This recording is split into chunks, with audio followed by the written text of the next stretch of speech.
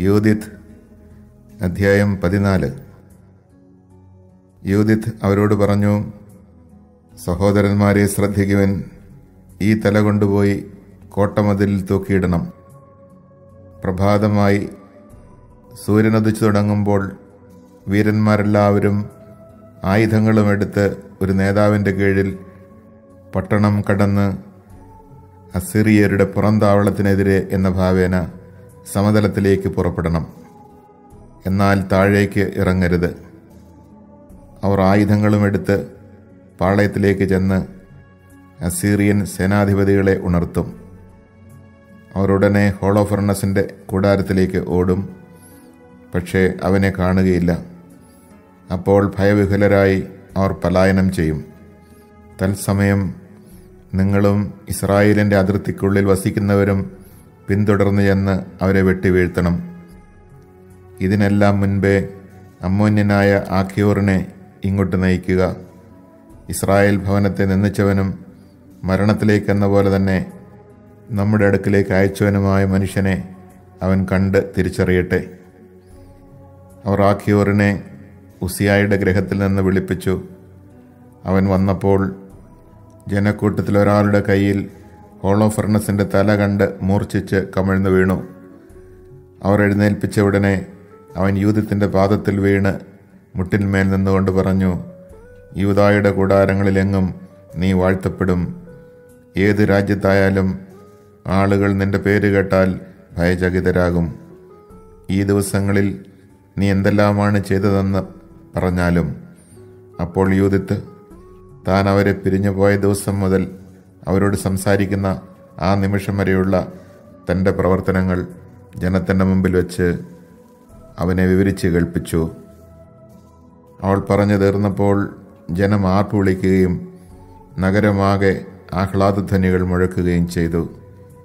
ഇസ്രായേലിൻ്റെ ദൈവം ചെയ്ത പ്രവൃത്തികൾ കണ്ട ആഖ്യോർ ദൈവത്തിൽ ഗാഢമായി വിശ്വസിക്കുകയും പരിച്ഛേദനം സ്വീകരിച്ച് ഇസ്രായേൽ ഭവനത്തോട് ചേരുകയും ചെയ്തു. ഇന്നും അങ്ങനെ തുടരുന്നു. പ്രഭാതമായപ്പോൾ അവർ ഹോളോഫർണസിൻ്റെ ശിരസ് മതിലിൽ തൂക്കി. അവർ ആയുധവുമേന്തി ഗണങ്ങളായി മലമ്പാതകളിലേക്ക് പുറപ്പെട്ടു. അസീറിയക്കാർ ഇത് കണ്ട് തങ്ങളുടെ സേനാപതികളെ വിവരമറിയിക്കുകയും സൈന്യാധിപന്മാർ, മറ്റ് പടത്തലവന്മാർ, ഗണനായകന്മാർ എന്നിവരുടെ അടുത്തേക്ക് പോവുകയും ചെയ്തു. അവർ ഹോളോഫർണസിൻ്റെ കൂടാരത്തിലെത്തി അവൻ്റെ സ്വകാര്യ പരിചാരകനോട് പറഞ്ഞു, ഞങ്ങളുടെ യജമാനനെ ഉണർത്തുക. ഇതാ ആ അടിമകൾ തങ്ങളുടെ സമ്പൂർണ്ണ നാശത്തിന് നമുക്കെതിരെ യുദ്ധത്തിന് പുറപ്പെടാനുള്ള ധൈര്യം കാണിച്ചിരിക്കുന്നു.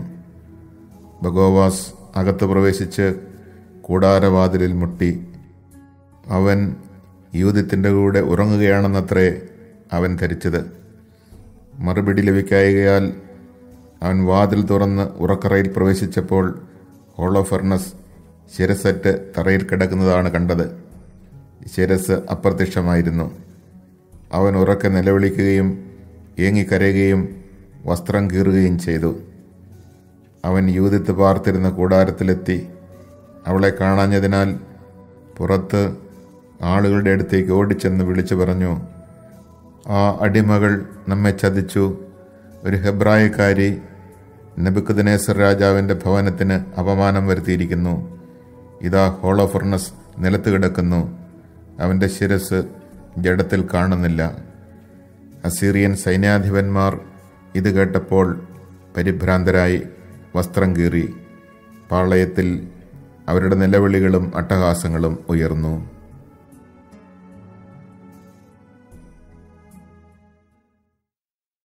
Chapter 14. Then Judith said to them, Listen to me, my brothers. Take this head and hang it on the parapet of your wall. At daybreak, when the sun rises on the earth, let each of you seize his weapons, and let all the able-bodied men rush out of the city under command of a captain, as if about to go down into the plain against the advance guard of the Assyrians, but without going down. They will seize their armor and hurry to their camp to awaken the generals of the Assyrian army. When they run to the tent of Holofernes and do not find him, panic will seize them, and they will flee before you. Then you and all the other inhabitants of the whole territory of Israel will pursue them and strike them down in their tracks. But before doing this, summon for me Achior the Ammonite, that he may see and recognize the one who despised the house of Israel and sent him here to meet his death." So they called Achior from the house of Uzziah. When he came and saw the head of Holofernes in the hand of one of the men in the assembly of the people, he fell forward in a faint. Then, after they lifted him up, he threw himself at the feet of Judith in homage, saying, "Blessed are you in every tent of Judah and in every foreign nation. All who hear of you will be struck with terror. But now tell me all that you did during these days." So Judith told him, in the presence of the people, all that she had been doing from the day she left till the time she began speaking to them. When she finished her account, the people cheered loudly, and their city resounded with shouts of joy. Now Achior, seeing all that the God of Israel had done, believed firmly in him.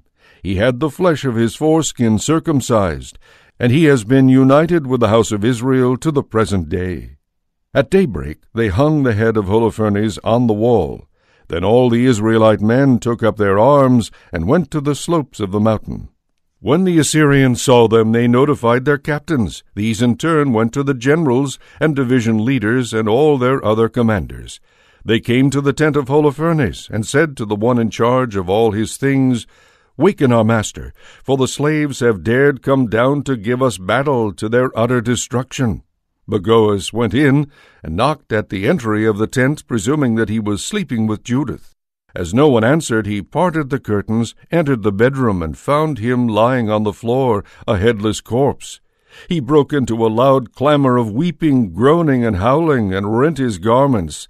Then he entered the tent where Judith had her quarters, and not finding her, he rushed out to the troops and cried, "The slaves have duped us. A single Hebrew woman has brought disgrace on the house of King Nebuchadnezzar. Here is Holofernes headless on the ground." When the commanders of the Assyrian army heard these words, they rent their tunics and were seized with consternation. Loud screaming and howling arose in the camp.